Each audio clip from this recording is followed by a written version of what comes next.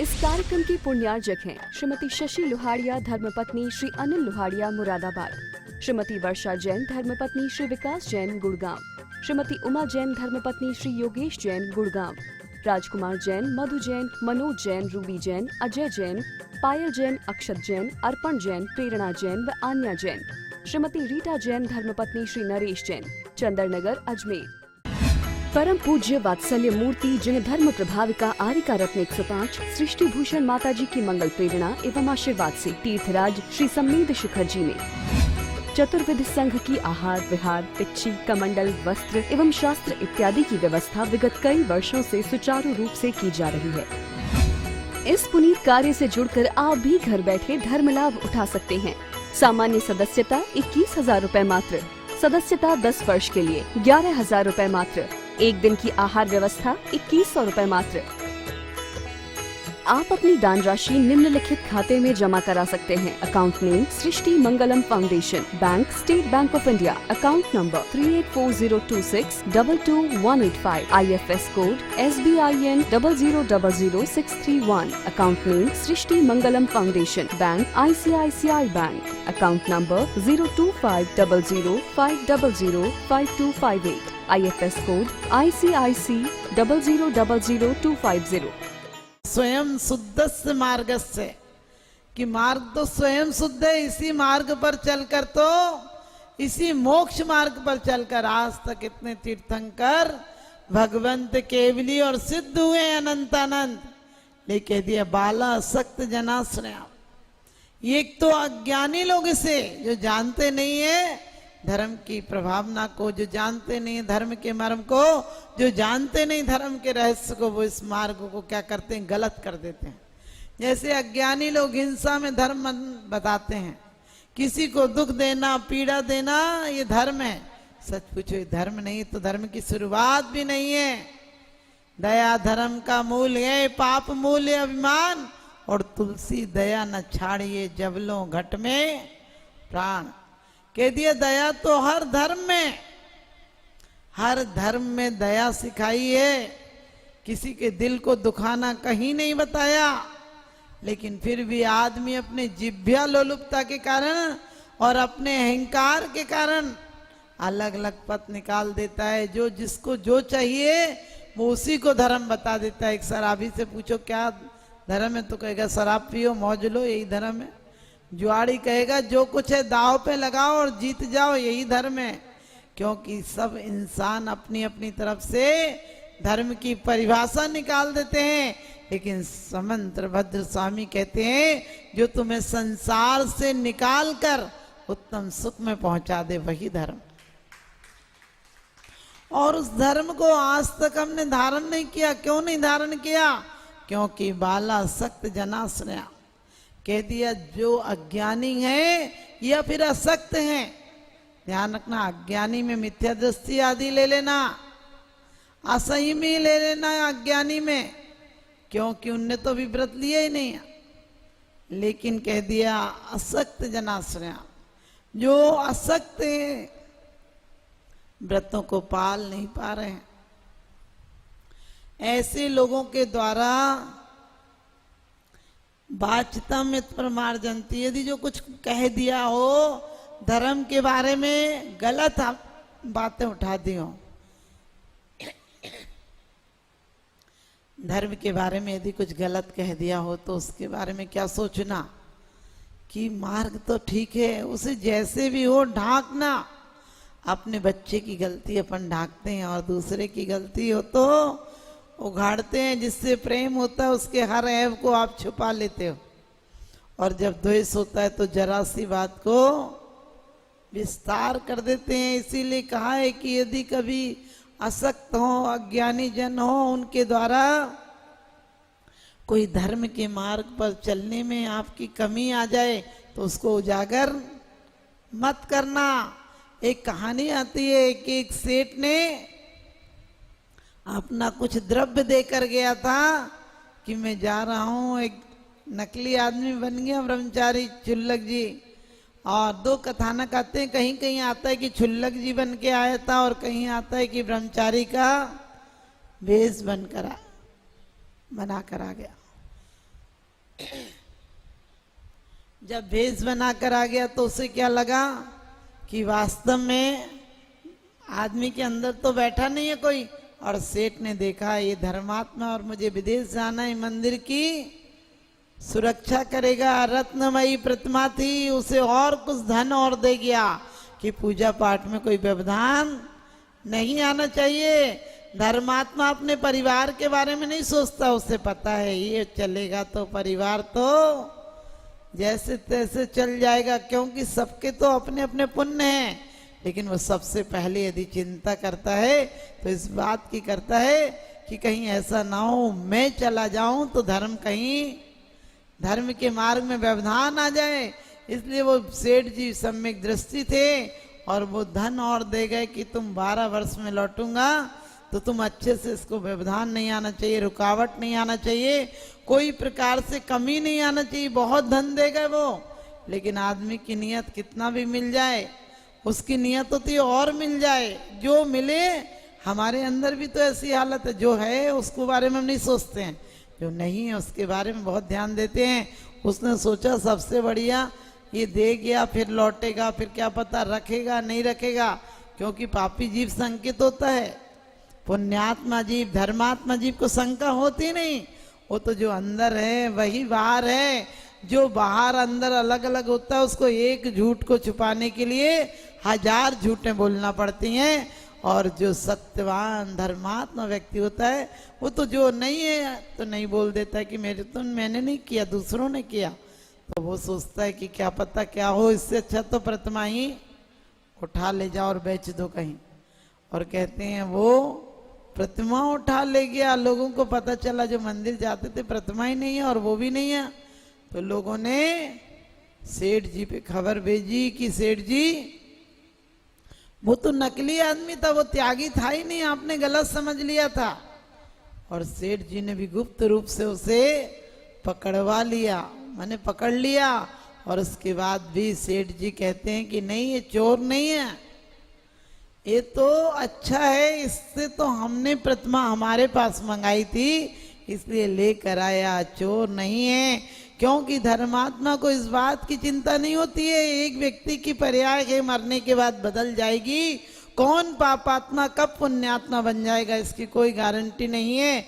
लेकिन वो तो सोचता है कि मेरे द्वारा ऐसा नहीं हो कि मेरी जरा सी अवहेलना से धर्म का मार्ग दूषित हो जाए, धर्म से लोगों की श्रद्धा हट जाए। आजकल हम जरा सी कोई कमी देखते हैं तुरंत डाल देंगे, अच्छाई डालो या नहीं डालो, कमी आदमी तुरंत डाल देता है। लेकिन ये सोचो एक की कमी के कारण हजारों लोगों की अश्रद्धा का कारण बन जाएगी वो कमी। सारे तो कोयला भी होता है लेकिन कोयले की खान में हीरा भी तो होता है। इसीलिए कलयुग है, असंयमी और पापी लोग ज्यादा हैं, अज्ञानी लोग ज्यादा हैं। लेकिन अभी तो पंचम काल है, धर्म का पूरा विलोप नहीं होगा, धर्म का लोप नहीं होगा, धर्म लास्ट तक चलेगा। इसलिए कह दिया ऐसे क्यों सोचते हो कि अब धर्मात्मा सच्चे नहीं है, कोई गलत है तो गलत फल भोगेगा। हमें तो यही सोचना नहीं, जिन शासन की, जिन आगम की बात, जिनेन्द्र देव की बात कभी झूठ नहीं होती है। आखिरी पंचम काल तक ये धर्म रहेगा, धर्मात्मा रहेंगे, सम्यक दृष्टि जीव रहेंगे, संयमी रहेंगे, महाव्रती रहेंगे, अनुव्रती रहेंगे, 4 प्रकार का संग बना रहेगा। हम क्यों सोचते हैं ऐसा कि धर्म में अब शक्ति नहीं रही। अरे ये सोचो हमारी भक्ति में शक्ति में कमी आ गई। और ये धर्मात्मा का कर्तव्य होता है कि वो कभी मार्ग को दूषित नहीं करता है। अरे मार्गी कोई चलने वाला अपनी अशक्तता से, काम से, क्रोध से किसी प्रकार से उसको विचलित हो जाए तो ये मत हटाना विश्वास कि नहीं अच्छा नहीं होता, सब बेकार है, सब नहीं सोचना। तो कह दिया कि वो जिनदत्त सेठ कहते हैं कि नहीं मैंने मंगाया था, मैंने प्रतिमा मंगाई थी। और आपको पता है खडक सिंह घोड़ा ले लेता है बाबा भारती का, अपाहिज बनकर ले लेता है। बाबा भारती बोलते हैं किसी से मत कहना, पहले तो उसे बुलाने की कोशिश करते हैं, खड़क सिंह रुक जाओ, वो कहता है भूल जाओ मैं रुकूंगा। मैं रुकूंगा नहीं। तुम सोचते हो घोड़ा वापस दे दूंगा, अरे मैं तो बहुत दिन से ताक में था और तुम कभी होता ही नहीं था कि मैं तुमसे घोड़ा छीन लूं। आज मैं एक भिखारी के भेष में तुमसे घोड़ा छीन पाया हूं। तुम्हारी बातों में आने वाला नहीं, तुम्हें घोड़ा देने वाला नहीं। वो क्या कहते हैं देखो, बाबा भारती कहते हैं कि मैं सौगंध खाता हूं तुमसे घोड़ा नहीं लूंगा वापस, लेकिन एक बात मेरी ध्यान से सुनते जाओ, किसी से ये मत कहना कि तुम अपाहिज और दीन लाचार बनकर घोड़ा छीना था, वरना लोग लाचारों पर विश्वास करना बंद कर देंगे। ये धर्मात्मा की नजरिया होता है। जान से प्यारा घोड़ा चला गया उसकी चिंता नहीं है, लेकिन कहते हैं कि तुम ऐसा मत करना कि तुम लोगों का विश्वास खत्म हो जाए, दीन दरिद्रियों की दया खत्म हो जाए। सीता जी को देखो जंगल में थी, कितना ध्यान था कि ऐसा नहीं हो कि मुझे तो लोकापवाद के भय से छोड़ दिया, धर्म को लोकापवाद के भय से मत छोड़ देना। क्योंकि जो सच्चा धर्मात्मा होता है उसे ये पता नहीं होता है मुझे सुख मिलेगा या नहीं मिलेगा, वो शाश्वत सुख के मार्ग को गंदा नहीं होने देता है, किसी को दूषित नहीं करने देता है, अपने मन वचन और वाणी से कभी दूषित नहीं करता है। हमारा नजरिया देखो, पंचम काल का प्रभाव देखो। पहले मंदिरों में घंटियां बजती थी सुबह सुबह, अब आपकी जेबों में घंटियां बजती हैं। पहले लोग केवल ज्ञान की भावना करते थे, भगवान से कहते थे मेरे न चाहे कछु और ईस, रत्नात्रय निधि दीजे मुनीस, मुझ कारज के कारण सुआप, शिव करऊ हरऊ मोहिता। क्या कहते थे कि भगवान अब एक ही काम करो, मेरा मोहिताप हर दो। और ऐसी भावना दिल से बाते थे, शब्दों से नहीं बाते थे। आजकल सबसे पहले उठकर परमात्मा का स्मरण नहीं करते हो, मोबाइल देखते हो। आप लोग बहुत अच्छी बात है जो नहीं देखते हैं, तभी इतने स्वस्थ और सुखी और चेहरों पर मुस्कुराहट है, क्योंकि पांचों पाप का यंत्र है मोबाइल। क्योंकि धर्म की बात लोग कम देखते हैं, जबकि धर्म की बहुत सारी बातें आप उससे पढ़ सकते हो, याद कर सकते हो। बहुत सारे ग्रंथ के ग्रंथ पढ़े हुए हैं आज आपको, नेट पे सारे ग्रंथ पढ़े हुए हैं, लेकिन ग्रंथ देखने वाले कितने होते हैं? बहुत कम होते हैं। पहले कोई सीटी बजा दे तो महिला उसकी तरफ देखती भी नहीं थी कि बहुत बदतमीज आदमी सीटी बजा रहा, बेहुदा आदमी। आज आपकी रसोई में रोज सीटियां बजती हैं। पहले कुकर का नाम ले लो तो आदमी खाना छोड़ देता था कि घर में कुत्ता घुस जाता, और अब पूरे दिन कुकर कुकर ही हो रहा। सोचना ये सुविधाओं के साधन हमें मौत तक ले जाएंगे, क्योंकि ऊपर से जब दाल सीजती थी तो उसकी जो बादी थी फैसू करता वो निकाल देते थे, इसलिए भोजन हल्का और सुपाच्य होता था।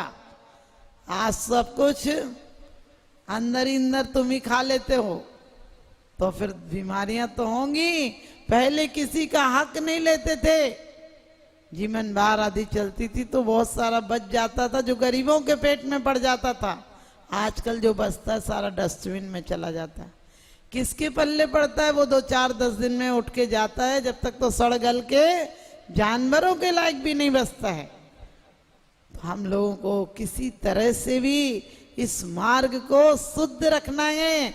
हम लोग ये नहीं कहेंगे रोज कि भगवान तुम गुण चिंतत, हम लोग बोलते तो क्या है कि भगवान तुम्हारे गुणों को चिंतन करने से मुझे अपने गुणों का भान होता है। लेकिन कब होता है? जब होता है जब हमारे अंतरंग में भगवान के प्रति आस्था हो, मार्ग के प्रति बहुमान हो। हम लोग बहुत सारे ग्रंथ पढ़ लेते हैं, लेकिन ग्रंथों को पढ़कर ये भाव नहीं लाते हैं कि जिसने भी एक बार भी भूल से अवहेलना कर दी, एक बार भी धर्म की उपेक्षा कर दी, एक बार भी आपको पता है दंडक राजा आदि की कि कोई कपटी आ गया था धर्मात्मा बनकर और उसने अपनी श्रद्धा को खंडित कर दिया, कितने भवांतर तक भटकना पड़ा। और आखिरी जिनेंद्र देव की विराधना, जिनेंद्र देव जिन गुरुओं की विराधना करने से, उनकी अवहेलना करने से पाप बंद हुआ था, उन्हीं की आराधना करने से पुण्य बंद भी हो जाता है। हम द्रौपदी आदि के चरित्र पढ़ते हैं कि 3 भाई 3 की पत्नियां थीं। युधिष्ठिर की पत्नी नकुल और भीम की पत्नी सहदेव और सबसे छोटे भाई की पत्नी द्रौपदी थी। और तीनों भाई, आजकल तो कोई खुशी नहीं रही, आप जाते हैं होटल में बैठ जाते हैं, बेरे से बोलते हैं वो खाना दे देता है। पहले तो मेलों में बहुत आनंद प्रमोद होते थे, झूले डलते थे, लोग नाच गाने करते थे, स्वयं बोलते थे, स्वयं पिकनिकों में, छोटों में आपने देखा होगा, आप भी छोटे होंगे, तो अधिकांश जनवरी पूरे महीने पिकनिकों में ही गुजरती थी। क्योंकि लोग पहाड़ों पर, नदियों के, झीलों के किनारे बढ़िया बढ़िया जाते थे, अपना खाना बना के ले जाते, नहीं तो वहीं पर बनाते थे, और क्या आमोद प्रमोद होता था, शाम को लौट कर घर आते थे। तो वहां पर भी बसंत उत्सव था और सब लोग जा रहे थे। रूपवती, जो द्रौपदी का जीव है, पूर्व जन्म में बहुत सुंदर थी। आस पास के इलाके में इतनी सुंदर कोई स्त्री नहीं थी। इस कार्यक्रम के पुण्यार्जक हैं श्री अल्पेश विनोद गांधी, श्रीमती पायल गांधी, रिया गांधी, सिमोनी गांधी, मुंबई महाराष्ट्र। श्री आजाद जैन 9/70 आर्यनगर, कानपुर, उत्तर प्रदेश। श्री मुकेश जैन, श्रीमती सोनिया जैन, जयपुर, राजस्थान। श्री सुरेंद्र जैन पुत्र स्वर्गीय श्री ओम प्रकाश जैन, खेत वाले परिवार, प्रधान दिगंबर जैन समाज, गन्नौर, हरियाणा। भगवान आदिनाथ दिगंबर जैन मंडल, डोंबिवली, महाराष्ट्र। परम पूज्य वात्सल्य मूर्ति जिन धर्म प्रभाविका आरिका रत्न 105 सृष्टि भूषण माता जी की मंगल प्रेरणा एवं आशीर्वाद से तीर्थराज श्री सम्मेद शिखर जी में चतुर्विध संघ की आहार विहार, पिच्छी, कमंडल, वस्त्र एवं शास्त्र इत्यादि की व्यवस्था विगत कई वर्षों से सुचारू रूप से की जा रही है। इस पुनीत कार्य से जुड़कर आप भी घर बैठे धर्म लाभ उठा सकते हैं। सामान्य सदस्यता 21,000 रूपए मात्र, सदस्यता 10 वर्ष के लिए 11,000 रूपए मात्र, एक दिन की आहार व्यवस्था 2100 रूपए मात्र। आप अपनी दान राशि निम्नलिखित खाते में जमा करा सकते हैं। Account name Srishti Mangalam foundation, bank state bank of India, account number 384026222185, IFS code SBIN 000631, account name Srishti Mangalam foundation, bank ICICI bank, account number 0250050052258, IFS code ICIC 000250।